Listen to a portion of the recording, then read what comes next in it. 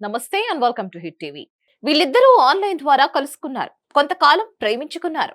ఇందులో భాగంగానే అతను ఆమెను ప్రపోజ్ చేస్తూ చేతికి రింగ్ కూడా తొడిగాడు. కానీ అంతలోనే ఇద్దరి మధ్య గొడవ. ఆమె అతనిచ్చిన రింగ్ తిరిగిచ్చేసింది. అయితే మరుసటి రోజే ఆమె తన ఇంటి బాత్రూమ్ టబ్బులో రక్తపు మడుగులో కనిపించింది. అమెరికా జార్జియా రాష్ట్రంలోని రాస్వెల్ నగరానికి చెందిన ఫెబియోలా థామస్ జూన్ 2019లో తన ఇంటి బాత్రూమ్ టబ్లో శవమై కనిపించింది. ఆమెతో పాటు అదే ఇంట్లో ఉంటున్న ఆమె స్నేహితురాలు ఇంటికి చేరుకోగానే బాత్రూమ్ టబ్లో ఫెబోయేలా రక్తపు మడుగులో కనిపించింది. దీంతో ఆమె వెంటనే పోలీసులకు ఫోన్ చేసింది. పోలీసులు వెంటనే అక్కడికి చేరుకుని ఫెబియేలానే ఆసుపత్రికి తరలించారు. కానీ ఆమె అప్పటికే చనిపోయినట్లు డాక్టర్లు నిర్ధారించేశారు.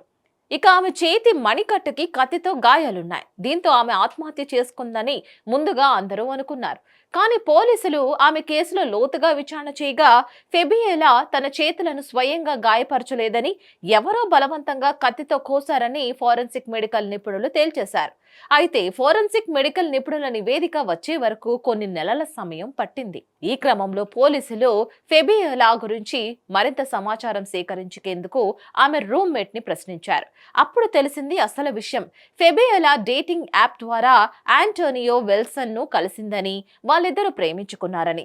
పోలీసులు ఫెబియేలా సోషల్ మీడియా అకౌంట్లను పరిశీలించగా ఆమె ఆంటోనియోతో బ్రేకప్ చేసుకున్నట్లు తెలిసింది.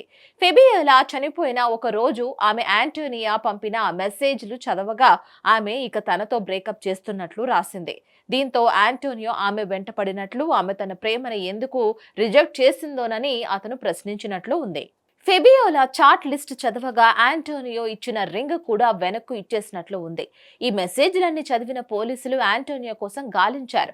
ఆంటోనియో పరారీలో ఉన్నట్లు పోలీసుల విచారణలో తెలిసింది. దీంతో పోలీసులకు ఆంటోనియోపై అనుమానం ఇంకా పెరిగింది. చివరికి కొన్ని నెలల తర్వాత ఆంటోనియోని పోలీసులు అరెస్ట్ చేశారు. కానీ ఆంటోనియోకు వ్యతిరేకంగా సరైన ఆధారాలు లేవు. అందుకే 5 ఏళ్ల పాటు కోర్టులో ఫెబియోలా హత్య కేసు విచారణ సాగింది. జూలై 23, 2024న కోర్టు అతన్ని ఫెబియోలా హత్య కేసులో దోషిగా తేల్చింది. కోర్టు నిర్ణయం వచ్చిన అరగంటలోనే జ్యూరీ అతడికి జీవితకాల జైలు శిక్ష విధించింది. మరిన్ని అప్డేట్స్ కోసం stay tune to hit TV. Hit TV app ని డౌన్లోడ్ చేసుకోండి. ఇందులో short news, live news, entertainment movies అన్ని అవైలబుల్ గా ఉన్నాయి. Please download Hit TV app. Hit TV app hit TV యాప్ని ఫ్రీగా డౌన్లోడ్ చేసుకోండి.